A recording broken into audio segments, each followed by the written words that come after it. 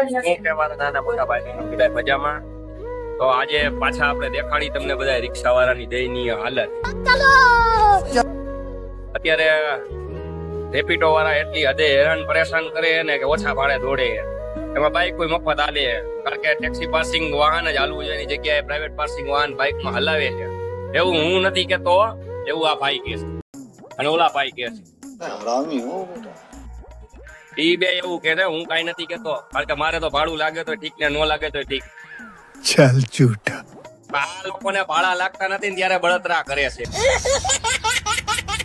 અને ઓલા 45 ડિગ્રીમાં તાપમાનમાં શેકાય છે. જો રાજકોટમાં 45 ડિગ્રી તાપમાન હોય અને આ 45 ડિગ્રી તાપમાનમાં પણ આ રિક્ષા વાળા તડકે બપોરે 1 વાગે ઉભા રહીને ભાડા બાંધે. જોઈ લ્યો.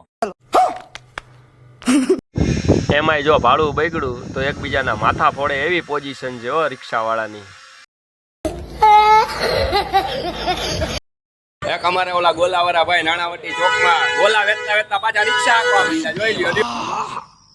ये गड़बड़ है बाबा. આ નાણાવટી ચોકમાં ગોલા વેચતા હતા. હવે એ કે ગોલામાં તો છે પણ દિવસના કે કઈક પાર્ટ ટાઈમ ધંધો કરો તો પાછા રિક્ષા આપવા માંડ્યા. લા ભાઈ, અહીંયા અમને ભાડા નથી લાગતા ને તું નાણાવટીએ ગોલા વેચ ને. कैसे कैसे लोग रहते हैं यार यहाँ पर. साला तुमको पागल कुत्ते का गाड़ी उठा के ले जाएगा बता रहे हैं हम. આવું તો આઈલા જ રાખવાનું યાર. પણ જો શક્ય હોય તો આ લોકોની રિક્ષામાં બેજો, બસ સ્ટેન્ડે આવો ને તો. એવું હું કહું છું. कैसा लगा मेरा मजाक?